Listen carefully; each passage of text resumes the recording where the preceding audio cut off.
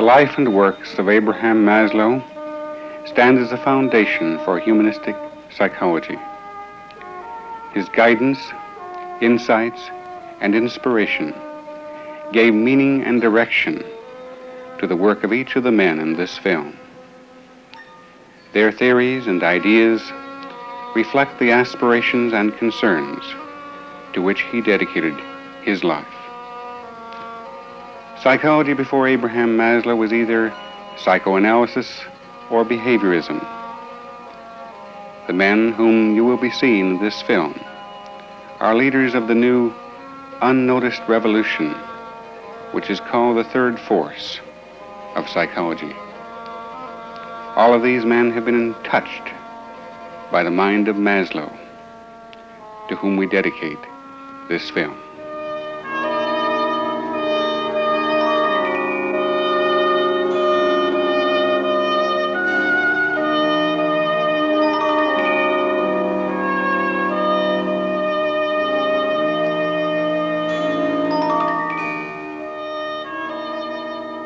We begin our film by asking Dr. Maslow about the history of the development of his concept of self-actualization. Well, to go back to 1935, which is the best place to start, when I came into New York City from the University of Wisconsin and was exposed to all sorts of people, all sorts of ideas, to anthropology, I started writing a book on abnormal psychology, and the question of normal people came up there. What I did was, without thinking of this as a research, but sort of as a private interest, it's the way one does things unofficially, was to just hang around with people that seemed to me to be unusually strong or lofty, I remember was a word I used, or big, I remember was a word that I thought of then. And there were such people around. I picked them out and then unofficially just hung around. Two of them were very admired teachers, and I tried to understand them simply. At first they were a puzzle. They behaved in a way that I couldn't quite understand. I tried to figure it out.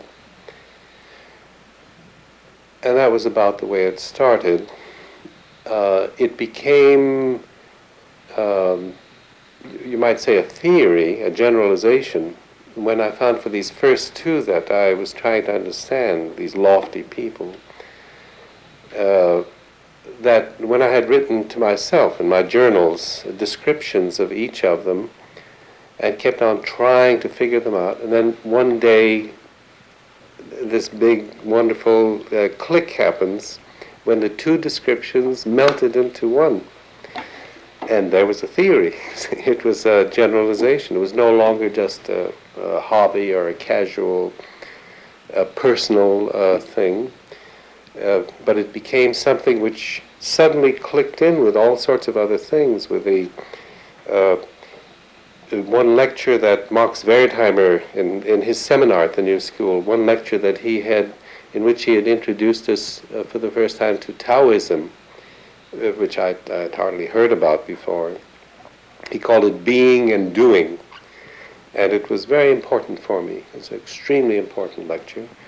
About that time also I ran across Kurt Goldstein's Organism, and that fitted into this, and slowly, of course there are many other elements, I mean, but this is figure against the ground, the most important influences. And then as I worked on this abnormal psychology book and decided to have a chapter on the normal personality, because I figured psychotherapy ought to be for something, and my question was, where is it going? What's it all about? What's it for? And found to my amazement that there was no literature on normality or health, nothing. This kept on growing then, and I got more and more excited, of course, and sought out more and more individuals tied this in with my great heroes from the past, the ones that I loved very much, Jefferson, Lincoln, and so on. And in this way it grew. Essentially, this was a private thing. It was sort of, that is, for a scientific psychologist, for a laboratory man, this was, I didn't think of it as science. It was my private, my private hobby, you might say. But then it slowly began to come into focus because I talked about my private hobbies, you might say, with my classes at Brooklyn College. And I lectured around and chatted and discussed and so on until I worked it up pretty well and then let it sit. That wasn't published until 7 years later, partly because it didn't fit. I still wasn't emancipated from the conception of science. Psychology is a science that I had learned out of my work with animals and with learning and conditioning and so on. But it clicked when Werner Wolf asked me, we had talked about it, and he had a new journal, and then he asked me if he might publish it. I was a little timorous because here I was going to lose my reputation, you know, for fuzzy work, and non-scientific work, and so on. But I did it with some timorousness, some fear, and that was about the way it was. Then all sorts of things kept coming in. Other people, other subjects, other ideas. And I've been drawing milk out of it ever since. It's what it amounted to for me was learning to see through the eyes of lofty people. So I learned slowly to see things the way they did, to understand what motivated them, to understand what they valued and what they didn't value, and to perceive the motivations, the emotions, the humor, on this very, very interesting business of the mystical experiences that they reported, to my total surprise. Each of these were tacks which I could then pursue in this pioneering research style, you know, it's kind of innovative research. Gardner Murphy was an early pioneer, a contemporary of Abraham Maslow. In his book, he talks about the 4 stages in the creative process: immersion, organization, inspiration, and evaluation. It seemed to us to be worthwhile to try a brief 7-league boots journey through the history of some phases of the human potential. It was almost universally agreed that there were 4 stages in all human creativity. There was first the love of a certain person or place or idea or symbol or tone or color. There was something from which the response to beauty and to love could be nourished forward. That we can still be grateful for as a central idea. Creativity doesn't spring out of dust, it springs out of life.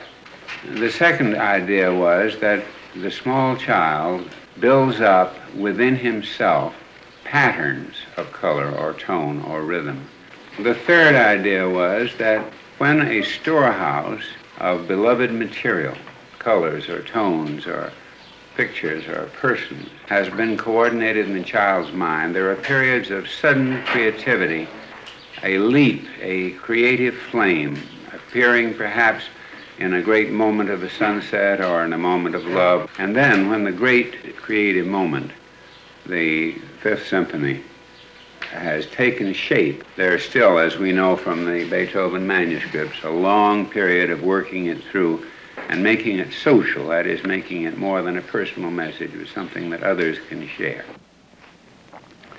Carl Rogers, also a contemporary of Maslow, in his work as a therapist, combined the work of the tough-minded scientist with the sensitive work of the therapist. Well, I think that if I were to try to figure out what the kind of a contribution I've made to psychology, if I've made any. It is that I bring together two quite extremely divergent views. On the one hand, through 30 years of experience as a clinician, I've really been very close to some of the most sensitive and subjective and inner aspects of individual lives.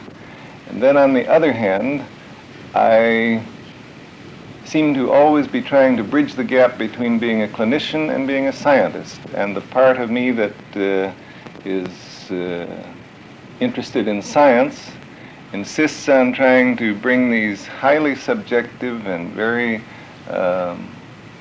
delicate and ephemeral phenomena within the realm of objective investigation. And I don't know whether I have really been too successful in that, yet I do feel that it's in that kind of a realm that psychology is going to advance, if it's going to advance at all. I think we've got to be much more clearly aware of what goes on in the inner lives of individuals, and then have got to use ingenuity that we haven't used in the past in trying to find ways of objectifying those inner phenomena and of making a real science out of them. So that I am not in favor of what's often thought of as the hard-headed science of psychology until it gets to the point where it is able to include the subjective phenomena that I feel are actually most important. So it's this division within me between the, I hope, sensitive clinician and the hard-headed scientist. It's the working out of that conflict that has been the course of my own life work. Rollo May, also a contemporary of Maslow, is a psychoanalyst by training who has become a humanist, an existentialist. In the following sequence, he describes his changing viewpoint. Dr. May, we're interested in the field of psychoanalysis and also the newly developing movement of existentialism. And you represent then a man who bridges the gap between these fields. Could you tell us about how you see yourself fitting in here? Yes. Well, I think that Freud made a tremendously important contribution to our understanding of human beings by his enlargement of the dynamics of life. His discovery of the unconscious is really a way of saying that human beings are infinitely more powerful, more evil, more good, more creative than Victorian man had believed in his narrow categories. Now, the great error of Freud was his endeavor to base this enlarged view of man and man's potentialities on 19th century biology. Now, I always, as a psychoanalyst, though I valued greatly this technique, believed that the view of man was what was wrong, and that we had to rediscover an understanding of the human being as human, as the qualities that aren't based upon our relationship with instinctual thought, but the qualities that make man distinctively man. Qualities of freedom, responsibility, will, decision, and the higher levels of consciousness. Now, this is what the existential movement has stood for. I was an existentialist long before I ever heard of the movement. It's an endeavor to take man as human and take the qualities of responsibility, freedom, as basic. Now, I think that this can be allied, and needs to be, with the depth insights of psychoanalysis. And this is what I, as a humanist, many ways the term humanist is better than existential in this category, I, as a humanist, am devoted to doing. Paul Tillich was the greatest theologian of his time. His book, The Courage to Be, best describes the humanistic goal for the life of man. Dr. Tillich, the problem of man today has been called the management of his anxiety, and you've written this book called The Courage to Be. Could you tell us what you mean by this? Oh, I understand under courage to be, the courage to say yes to life in spite of all the negative elements in human existence, his finitude, that means his coming from nothing and going to nothing, having to die, his guilt and despair, because he is estranged from what he truly is and therefore ought to be, his question of the meaning of life and the anxiety of losing the meaning of his life.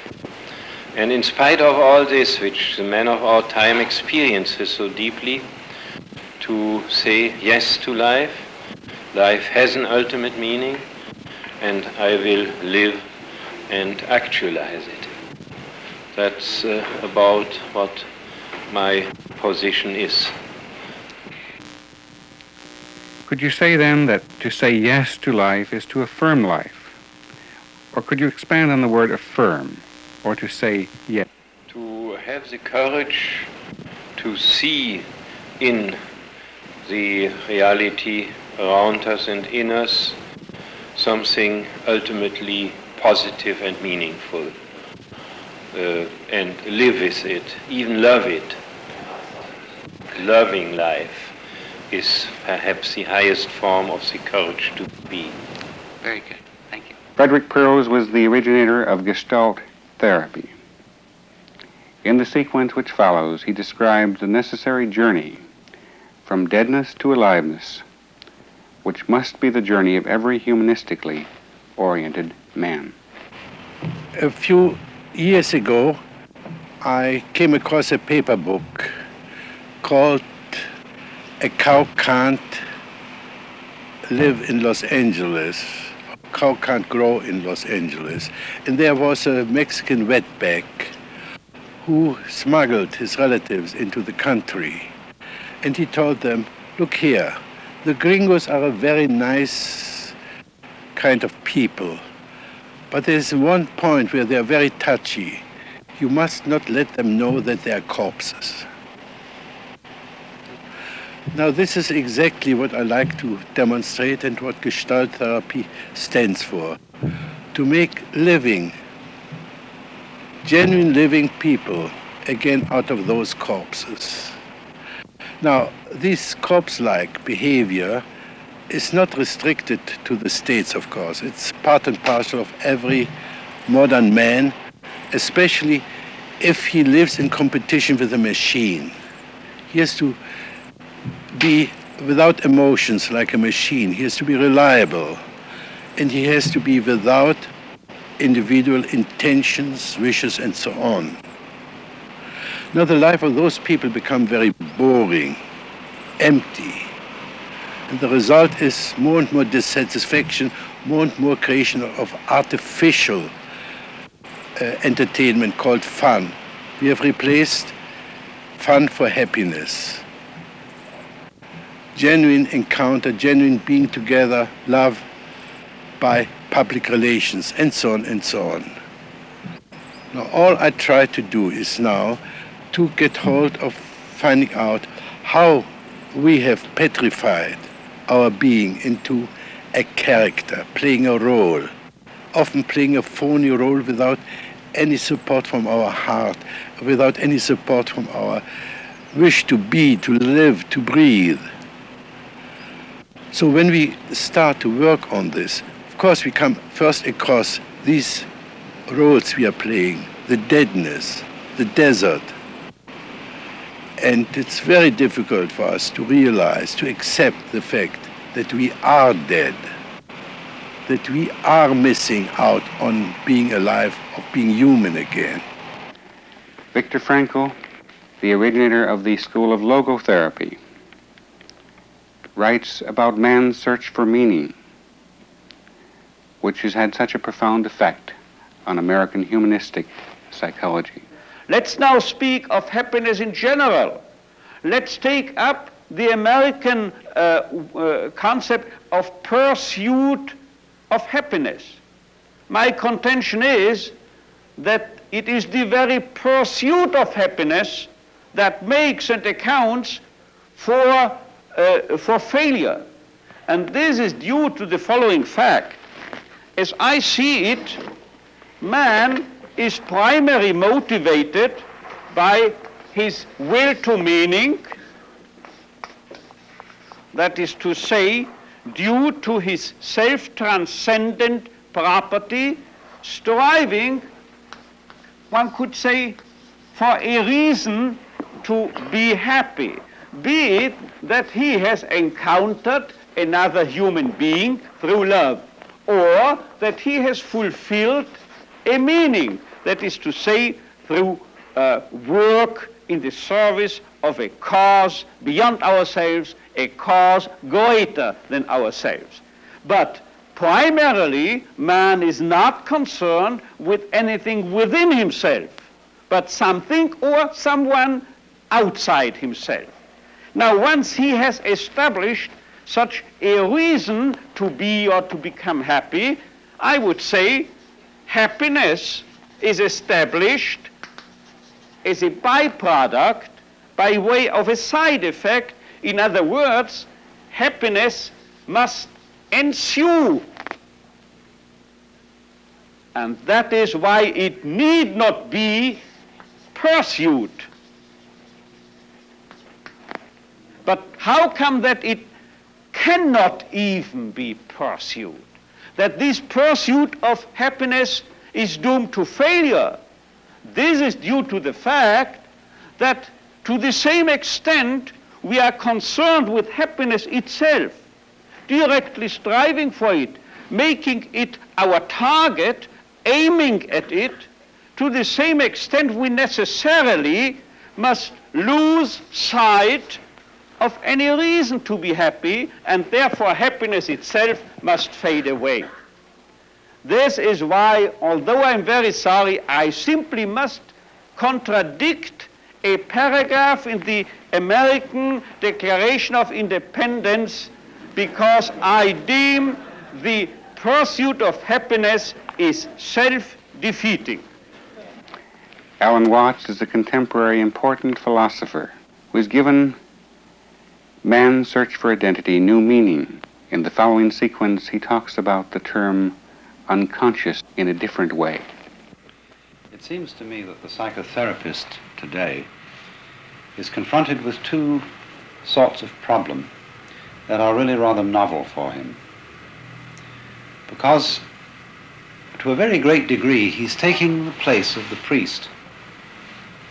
Now, he's not just a specialist who is dealing with deviant and aberrant forms of human being. He is becoming increasingly the guide, philosopher, and friend to people who would ordinarily be considered average and normal. Now, in this position, it seems to me that he's dealing very largely with the problem of man's sense of identity. That is to say, who the average individual feels that he is, what he feels that he is. And in this respect, you see, the average individual has a problem because he's confronted with what Erich Fromm has called alienation. Alienation is the sense of feeling estranged from everything outside yourself. The sensation of confronting a social world and a natural world that is foreign to you and that stands over against you as something to be mastered. Now, this is a way of sensing one's existence that is in a special way peculiar to members of the Western world. To feel that I am a mind or a self enclosed in a wall or bag of skin, confronted by an external world that is not me. Now, more and more, the psychotherapist begins to be aware that this is a false sensation, that it's some kind of way of feeling into which we have been tricked by our education and by our upbringing. We, for example, ignore the fact that the individual and his environing world go together in the same way that two sides of a coin, the back and the front, go together. or that a figure and its background go together. You can't have one without the other. For example, you're looking at me, and if you could see nothing outside the outline of my head, you wouldn't be able to see my head. You would see eyes and nose and mouth, but the head you would not see. In order that there should be this outline confronting you, there must be, together with it, the background, which in our ordinary logic is not the head.